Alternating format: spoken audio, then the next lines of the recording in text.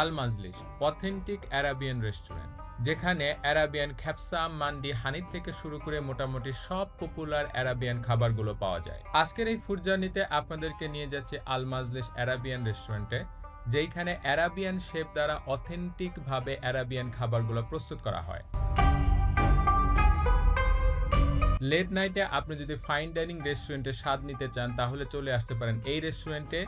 এখানে আপনি শুয়ে বসে আরাম করে ফুডটা এনজয় করতে পারবেন। এছাড়াও আপনাদের সাথে শেয়ার করবে পার পারসন খরচ কত পড়তে পারে, ইন্টেরিয়র কেমন এবং এভরিথিং। সো আশা করি ভিডিওটি আপনাদের ভালো লাগবে। So let's go to the video. আল মাজলিসে আসতে হলে গুলশান 2 এর ট্রাফিক সিগন্যাল পর্যন্ত আপনাকে আসতে হবে। এই রেস্টুরেন্টটি গুলশান 2 এর ফয়সাল টাওয়ারের 2nd ফ্লোরে অবস্থিত। ঢাকা শহরের যে কোনো প্রান্ত থেকে উবার বা পাঠাও করে খুব সহজেই এই রেস্টুরেন্টটিতে আসা যায়। আমরা অ্যারাউন্ড 12টার দিকে রওনা দিয়ে পান্থপথ থেকে খুব সহজেই 25 থেকে 30 মিনিটের মধ্যে এই প্লেসটিতে চলে আসি। আল মাজলিস রেস্টুরেন্টের ভেতরের এনভায়রনমেন্ট খুবই নিট অ্যান্ড ক্লিন, আর তাদের ইন্টেরিয়রটা খুবই সুন্দর এবং অ্যারাবিয়ান কালচারটাই এখানে রিফ্লেক্ট করার তারা চেষ্টা করছে এবং এটা খুবই অ্যামেজিং কিন্তু। অ্যান্ড পুরো রেস্টুরেন্টের অ্যাম্বিয়েন্স খুবই সুন্দর এবং খুবই কমফোর্টেবল একটা পরিবেশ, এবং আপনারা যদি এখানে আসেন খুবই কমফোর্টেবল একটা ভাইব কিন্তু আপনারা পাবেন। এই রেস্টুরেন্টের 3 ধরনের সিটিং এরিয়া আছে। নর্মাল সিটিং এরিয়া, যেখানে আপনি হচ্ছে নর্মাল চেয়ার টেবিলে বসে ফুডটা এনজয় করতে পারবেন। আর এইখানে যেটা দেখতে পাচ্ছেন এটা হচ্ছে মাজলিস রুম, যেটা আমরা বাংলায় বলে মজলিস রুম, যেখানে একের অধিক মানুষ এসে বসে বা ফ্রেন্ডস এবং ফ্যামিলি মিলে বসে এখানে হচ্ছে খাবারটা আপনি এনজয় করতে পারেন। ইভেন দো আপনি এখানে শুয়ে একটু রিল্যাক্সও করতে পারেন। আর এইখানে দেখতে পাচ্ছেন এটা হচ্ছে পার্সোনাল ডাইনিং রুম। এইটা হচ্ছে একটা টোটালি আপনাকে একটা পার্সোনাল ডাইনিং দেওয়া হবে এবং এখানে ওয়াশরুম সহ সবকিছু এবং একটা ডাইনিং স্পেস সহ এই একটা রুম দেওয়া আছে। এটা হচ্ছে পার্সোনাল ডাইনিং স্পেস এবং এইটাও কিন্তু আপনি চাইলে বুক করতে পারেন। এছাড়া আপনি যদি বাচ্চাদের নিয়ে আসেন তাহলে বাচ্চাদের জন্যও কিন্তু আছে একটি সুন্দর কিডস জোন।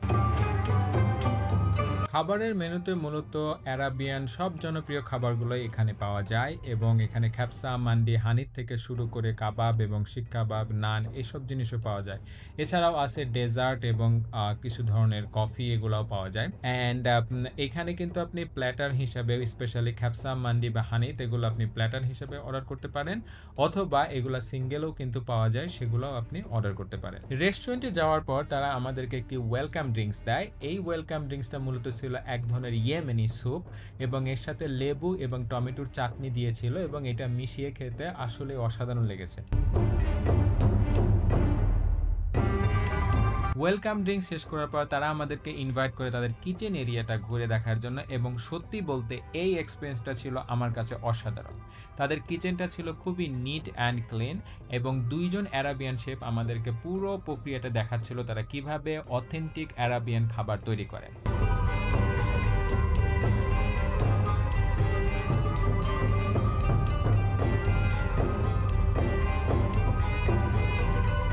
আল মাজলিসের সবচেয়ে বিশেষ যে জিনিসটা আমার কাছে ভালো লাগছে সেটা হচ্ছে আরাবিয়ান শেফদের হাতেই খাবারটা তৈরি করা হয়। সো তারা জানে তাদের ঐতিহ্যবাহী খাবার কিভাবে প্রস্তুত করা হয়। সো আপনি যদি অথেন্টিক আরাবিয়ান খাবার খেতে চান তাহলে চোখ বন্ধ করে এই রেস্টুরেন্টটিতে চলে আসতে পারেন।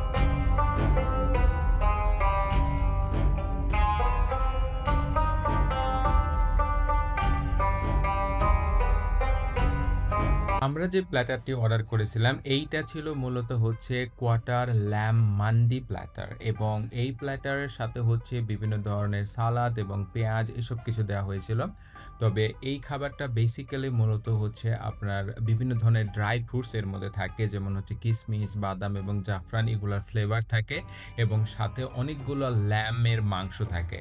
অ্যান্ড ল্যামের মাংস ছিল খুবই খুবই সফট এবং মানে ধরা মাত্রই আপনার হচ্ছে হাড্ডি থেকে মাংসগুলো খুলে আসতেছিল, and it was really soft. এবং এছাড়াও এই মাংসের সাথে কোনো বাজে স্মেল ছিল না, এবং চাল এবং মাংসের সাথে এক ধরনের আপনার হচ্ছে ড্রাই ফ্রুটসের যে ফ্লেভার এইটা মিলে মিশে খুব সুন্দর একটা অ্যারোমা দিতেছিল। আর এখন যদি খাবারের প্রপোর্শন এবং সাইজের কথা বলি তাহলে আমরা এই খাবারটি 4 জন মিলে খেয়েছি, তো এইটা হচ্ছে বেসিক্যালি 5 জন ইজিলি খাওয়া যাবে। আর আমাদের এই প্ল্যাটারটির দাম পড়েছে 5,600 টাকা। সো আপাত দৃষ্টিতে কিন্তু এইটা মনে হইতে পারে যে হচ্ছে একটু প্রাইসটা একটু এক্সপেন্সিভ বা একটু প্রাইসি, বাট আপনি যখন গ্রুপে যাবেন ৪ জন ৫ জন মিলে এই খাবারটি খাবেন তখন কিন্তু অতটা প্রাইসি মনে হবে না। এই রেস্টুরেন্টে এর আগে আমি ট্রাই করছিলাম হচ্ছে লাহাম হানিত। তো আমি এইটা বলব যে হচ্ছে হানিতের ফ্লেভারটা হচ্ছে আরেকটু স্ট্রং আর বেটার দেন হচ্ছে মান্ডি। সো এই মান্ডির থেকে আমি মনে করব আপনারা চাইলে হানিতটা ট্রাই করতে পারেন, কারণ হানিতটা আমার কাছে বেশি ভালো লাগছে মান্ডি থেকে। এরপর আমরা ট্রাই করছিলাম হচ্ছে মাসুব নামের এই ইয়েমেনের একটা ডেজার্ট। সো এইটা বেসিক্যালি একটা ইয়েমেনের ট্রেডিশনাল ডেজার্ট যেটা কলা, ব্রেড কাম এবং হানি এবং নাটস দিয়ে এটা তৈরি করা হয়, এবং এইটার দাম ছিল 574 টাকা। আমি পার্সোনালি আপনাদেরকে বলবো এটা ট্রাই না করতে, বিকজ এটা একটু ভারী ভারী মনে হয়। অলরেডি একটা খাবার খাইছি, আবার এটাকে একটু লাইট হলে ভালো হতো। তবে আমি আপনাদেরকে যে ডেজার্টটা সাজেস্ট করব সেটা হচ্ছে মিল্ক কেক। এখানে একটা মিল্ক কেক পাওয়া যায় এবং এটা খেতে খুবই সুস্বাদু এবং লাইট, এবং দাম হিসাবে কম, 240 টাকার আশেপাশে নেয়। সো ওইটা ট্রাই করতে পারেন ইনস্টেড অফ মাসুব। এই ছিল আজকের ডিসকাশন। আশা করি আপনাদের ভালো লেগেছে। যদি ভালো লেগে থাকে তাহলে সাবস্ক্রাইব করে আমাকে সাপোর্ট করবেন। এছাড়াও যদি কোনো স্পেসিফিক রেস্টুরেন্টের রিভিউ দেখতে চান তাহলে আমাকে কমেন্ট করে জানাবেন। Thank you for watching.